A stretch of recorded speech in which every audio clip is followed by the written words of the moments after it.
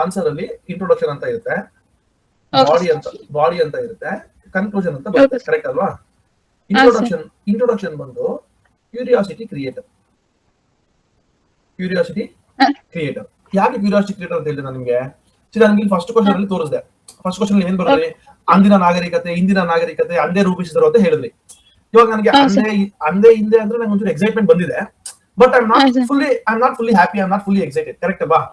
ಅದು ಬಿಟ್ಟು ನೀವು ಶತಮಾನಗಳ ಹಿಂದೆ, ಇಲ್ಲ ಸಾವಿರಾರು ವರ್ಷಗಳ ಹಿಂದೆ, ಇಲ್ಲ 1900 BC ಅದೇನೆ ಅವ್ರ ಇತರ ಮಾಡಿದ್ರು, ಅವಾಗ ನಮ್ಗೆ ಅನ್ಸುತ್ತೆ ನಮ್ ಕೈಲಿ ಇವತ್ತೈದು ಮಾಡಕ್ ಆಗ್ತಿಲ್ವಲ್ಲ, 2000 ವರ್ಷದ ಹಿಂದೆನೆ ಅಂಡರ್ಗ್ರೌಂಡ್ ಡ್ರೈನೇಜ್ ಮಾಡಿದ್ರ, UGD ಮಾಡಿದ್ರ.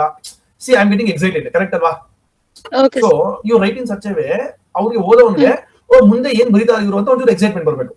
ಒಂಚೂರು ಟೈಮ್ ಲೈನ್ ಕೊಟ್ಟು, ಇಲ್ಲ ಒಂಚೂರು ಎಕ್ಸಾಂಪಲ್ಸ್, ಏನೋ ಒಂಚೂರು ಎಕ್ಸಾಂಪಲ್ಸ್ ಕೊಟ್ಟು ಯು ಮೇಕ್ ಇಟ್. ಇವಾಗ ಇಲ್ಲಿ ಬರೋದು ನೋಡಿ, ಇಲ್ಲಿ ಯಾವ್ದ್ರಲ್ಲಿ ಈ ಜಾತಿ ವ್ಯವಸ್ಥೆ ಬರೋದು, that is very very good. ಈ ಜಟಿಲ ಸಾಮಾಜಿಕ ವ್ಯವಸ್ಥೆ ಅಂತ ಬರೆದ್ರಿ. ನನಗೇನು ಅಂದ್ರೆ ಈ ಕ್ಯಾಸ್ಟ್ ಅನ್ನೋದು ಅಷ್ಟು ಜಟಿಲ ಇದೆಯಾ, ಅಂದ್ರೆ ಅದಕ್ಕೊಂದು ಸ್ಥಿತಿಗಳಿದೆಯಾ, ಇವಾಗ ಏನ್ ಸ್ಥಿತಿ ನೋಡೋಣ. ನಂಗೆ ಒಂಚೂರು ಕ್ಯೂರಿಯಾಸಿಟಿ ಬರುತ್ತೆ, ಕರೆಕ್ಟ್ ಅಲ್ವಾ? So you make the evaluator read with excitement. That is curiosity creator. ಬಾಡಿನಲ್ಲಿ ಬಂದಾಗ ಏನಾಗುತ್ತೆ? Justification should be supported with data. Okay, so ಇವಾಗ ಏನಾಗುತ್ತೆ, ನನಗೆ ನೀವು ಜಟಿಲ ಅಂತ ಹೇಳಿದ್ರಿ, ಆ ಜಟಿಲ ಅನ್ನೋದಕ್ಕೆ ಯಾಕೆ ಜಟಿಲ ಆಯ್ತು? ಓಕೆ, ಒಬ್ಬ ನೋಡಿದ್ರೆ ಮೂಲ ಪುರುಷ ಅಂತಾನೆ, ಇನ್ನೊಬ್ಬ ನೋಡಿದ್ರೆ ಜನಾಂಗೀಯ ಅಂತಾನೆ, ಇನ್ನೊಬ್ಬ ನೋಡಿದ್ರೆ ವೃತ್ತಿ ಅಂತಾನೆ, ಇನ್ನೊಬ್ಬ ನೋಡಿದ್ರೆ ರಾಜಕೀಯ ಅಂತಾನೆ. ಆಚಾ, ಓಕೆ, ಇಷ್ಟೊಂದೆಲ್ಲ ಇದೆಯಾ ಇದ್ರಲ್ಲಿ? ಅಂದ್ರೆ ಒಂದು ಜಾತಿನ ನಾನು ಸಾಮಾಜಿಕವಾಗಿ ನೋಡ್ಬೋದು, ರಾಜಕೀಯವಾಗಿ ನೋಡ್ಬೋದು, ಆರ್ಥಿಕತೆಯ ರೂಪದಲ್ಲಿ ನೋಡ್ಬೋದು, ಇಲ್ಲ ಒಂದು ಧಾರ್ಮಿಕದಲ್ಲಿ ನೋಡ್ಬೋದು, ಕರೆಕ್ಟ್ ಅಲ್ವಾ?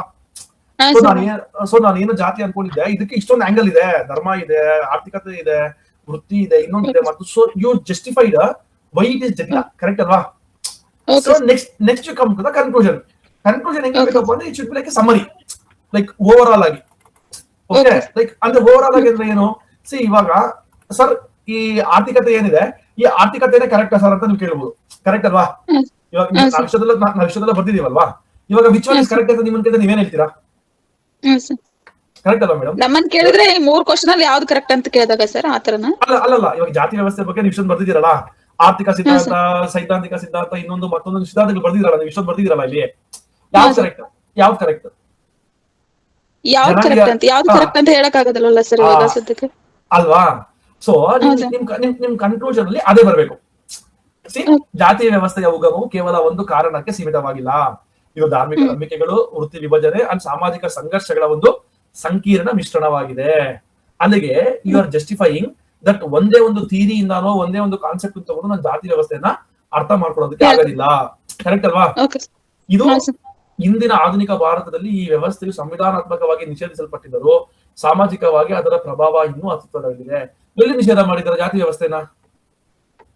ಸರ್ ಈಗ ಸಂವಿಧಾನದಲ್ಲೆಲ್ಲ ಕ್ಯಾಸ್ಟಿಸಮ್ ಮಾಡಬೇಡಿ ಅಂತ ಹೇಳ್ತಿರ್ತಾರಲ್ವಾ ಸರ್, ಇದು ಆರ್ಟಿಕಲ್ 14 ಪ್ರಕಾರ ಸಮಾನತೆ ಆತರ ಎಲ್ಲ ಇರುತ್ತೆ. ಕರೆಕ್ಟ್, ಕ್ಯಾಸ್ಟಿಸಮ್ ಮಾಡಬೇಡಿ ಅಂತ ಹೇಳಿದಾರೆ, ನಿಮ್ ಕ್ಯಾಸ್ಟ್ ಫಾಲೋ ಮಾಡ್ಬೇಡಿ ಅಂತ ಹೇಳಿದಾರ? ಇಲ್ಲ ಸರ್ ಆತರ ಎಲ್ಲ. ಮತ್ತೆ ಯಾಕೆ ಬಂತು ಅದಲ್ಲಿ ನಿಷೇಧಿಸಲ್ಪಟ್ಟಿದ್ದರು ಅಂತ ಯಾಕೆ ಬಂತು? ನಾವು ಜಾತಿ ಮೇಲು ಕೀಳು ಅನ್ನೋದು ಯಾವ್ದು ಆತರ ಮಾಡಬಾರ್ದು, ಎಲ್ರು ಸಮಾನತೆಯಿಂದ ಕರೆಕ್ಟ್. ಅಂದ್ರೆ ನೀವು ನಿಮ್ ಜಾತಿನ ಫಾಲೋ ಮಾಡಿ, ಕರೆಕ್ಟ್ ಅಲ್ವಾ? ನಿಮ್ಮ ಜಾತಿನ ಫಾಲೋ ಮಾಡಿ, ಬಟ್ ಜಾತಿ ಆಧಾರಿತ ತಾರತಮ್ಯ ಮಾಡ್ಬೇಡಿ ಅಂತ ಹೇಳಿದೀನಿ, ಕರೆಕ್ಟ್ ಅಲ್ವಾ? ತಾರತಮ್ಯ ಅನ್ನೋ ವರ್ಡ್ ಬರ್ಬೇಕಿತ್ತು ಸರ್, ಕರೆಕ್ಟ್ ಅಲ್ವಾ? ನಾವು ಜಾತಿನ ಯಾರು ಮಾಡಿಲ್ಲ, ಜಾತಿ ನಿಷೇಧ ಮಾಡಿದ್ರೆ ನಾವು ಕ್ಯಾಸ್ಟ್ ಬಗ್ಗೆ ಮಾತಾಡ್ತಾನೆ ಇದ್ದೀವಿ ನಾವು ಇವತ್ತು. ಸರ್ ಮತ್ತೆ ಆರ್ಟಿಕಲ್ 17 ಹೇಳುತ್ತಲ್ಲ ಸರ್, ಅಸ್ಪೃಶ್ಯತೆ ನಿಷೇಧ ಅಂತ ಆತರ ಹೇಳುತ್ತಲ್ವ ಸರ್, ಅದು ಕಾನ್ಸ್ಟಿಟ್ಯೂಷನ್ ಆಗುತ್ತಲ್ವ? ಕರೆಕ್ಟ್. ಅಸ್ಪೃಶ್ಯತೆ ನಿಷೇಧ ಏನದು? ಜಾತಿ ತಾರತಮ್ಯ ತಾನೆ ಅದನ್ನು. ಯಾವುದೇ ಒಂದು ಜಾತಿ ಮೇಲೆ ಯಾವುದೇ ಒಂದು ವ್ಯಕ್ತಿನ ಅಸ್ಪೃಶ್ಯತೆ ಮಾಡಬೇಡಿ ಅಂತ ಹೇಳ್ತಾರೆ.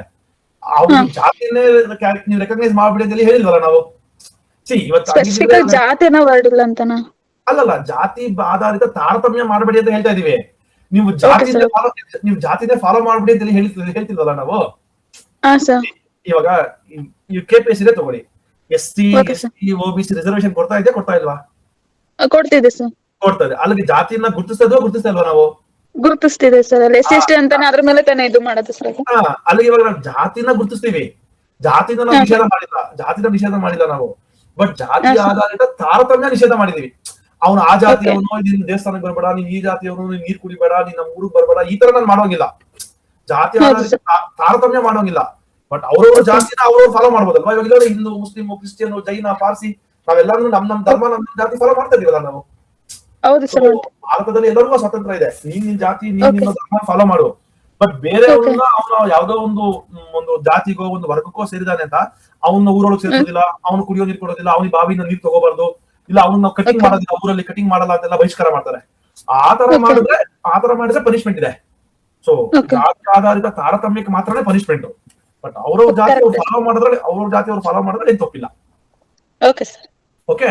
ಸೊ ಕನ್ಕ್ಲೂಷನ್ ಅಲ್ಲಿ ಯಾವ್ದು ಸಮರಿ, ಒಂದು ಕನ್ಕ್ಲೂಷನ್. ಸೊ ಇದು ಇಷ್ಟು ಸಾಕಾಗಿತ್ತು ನನಗೆ ಅಷ್ಟೇ, ಇದು ಬೇಕಾಗಿಲ್ಲ. ಎಕ್ಸ್ಟ್ರಾ ಬದಕ್ಕೆ ಹೋಗಿ ನೀವು wrong ಮಾಡ್ಬಿಟ್ಟಿದ್ದೀರಾ.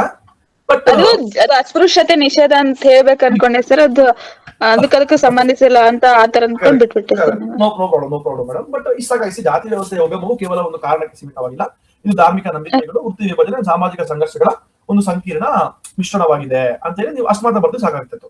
So more than sufficient. ಇಲ್ಲ ನೀವು ಇನ್ನ ಮುಂದೆ ಬರೀಬೇಕಾಗಿದ್ರೆ ಇದು ಸೇಮ್ ಅದೇ, ನೀವೇನು ವೃತ್ತಿ ವಿಭಜನೆ, ಸಾಮಾಜಿಕ ಸಂಘರ್ಷಣೆ ಎಕ್ಸೆಟ್ರಾ ಬಂದಾಗ ಇದೊಂದು ಐತಿಹಾಸಿಕ ಸಂಸ್ಥೆಯಾಗಿ ಒಂದು ವಿಕಸನಗೊಂಡಿದೆ, ಇಲ್ಲ ಒಂದು ಆತರ ಒಂದು ಇಲ್ಲ ಬಹುಮುಖಿ ಮೂಲವನ್ನು ಹೊಂದಿದೆ. ಲೈಕ್ ಮಲ್ಟಿ ಫೇಸ್, ಅದಕ್ಕೆ ಒಂದು ಮುಖ ಇಲ್ಲ, ಆರ್ಥಿಕನೂ ಇದೆ, ಸಾಮಾಜಿಕನೂ ಇದೆ, ಧಾರ್ಮಿಕನೂ ಇದೆ, ಇನ್ನೊಂದು ಇದೆ ಅಂದ್ರೆ ಇದು ಬಹುಮುಖಿ ಮೂಲವನ್ನು ಹೊಂದಿದೆ. ಮಲ್ಟಿ ಫೇಸೆಟೆಡ್ ಆರಿಜಿನ್ ಅಂತ ಕರಿತೀವಲ್ಲ ನಾವು ಇಂಗ್ಲಿಷ್. ಸೊ ಬಹುಮುಖಿ ಮೂಲವನ್ನು ಹೊಂದಿದೆ ಅಂತ ಬರೀಬಹುದಾಗಿತ್ತು ಅಷ್ಟೇ. ಸರಿ ಸರ್, ನೆಕ್ಸ್ಟ್ ಅಲ್ಲ ಅವೆಲ್ಲ ಮಿಸ್ಟೇಕ್ಸ್ ನ ಅಪ್ಡೇಟ್ ಮಾಡಿ ಅದನ್ನ ಒಂಚೂರು ಅಪ್ಡೇಟ್ ಮಾಡ್ಕೊಳ್ಳಿ. And then last point from this side ಅಂದ್ರೆ